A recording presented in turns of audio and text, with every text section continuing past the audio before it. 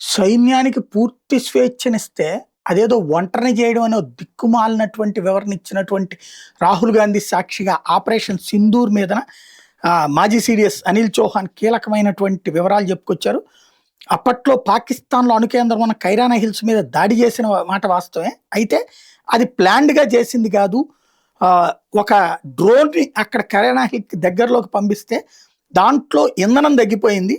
అక్కడ పడి పేలిపోయింది అన్నటువంటి విషయం చెప్పుకురావడం ఒక ఎత్తైతే, పహల్గాం ఉగ్రదాడి తర్వాత జరిగిన సంఘటనలకు సంబంధించి ఏప్రిల్ 29వ తేదీన ప్రధాని మోడీ అధ్యక్షతన జరిగిన సమావేశంలో పాకిస్తాన్ని గట్టిగా దెబ్బతీయాలని, ఊహించని గుణపాఠం చెప్పాలని నిర్ణయించాం.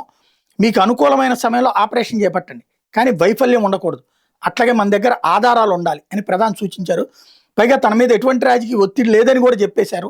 ఆపరేషన్ పకడ్బందీగా చేపట్టాలని కూడా ప్రధాని ఆ రోజు మాకు స్పష్టం చేశారు. పౌర నష్టం అధికంగా జరగకుండా రాత్రులే దాడులు చేయాలని నిర్ణయించాం అంటూ చౌహాన్ చెప్పుకొచ్చారు. తొలుత రాత్రిపూట దాడులు చేసి సాక్ష్యాలు సేకరించగలమని తటపటాయించిన, మనకున్న సామర్థ్యం మేరకు విజయవంతంగా పని పూర్తి చేశామని చెప్పారు. టెర్రరిస్టులు దాడి చేస్తే ఇక మీద ఎలా ఉంటుందనే దాన్ని ప్రత్యర్థులకి ఆపరేషన్ సింధూర్ ద్వారా సరికొత్త సందేశం పంపించామని చెప్పారు. ఆపరేషన్ సింధూర్ ఇంకా కొనసాగుతోందని ఆయన తేల్చి చెప్పారు.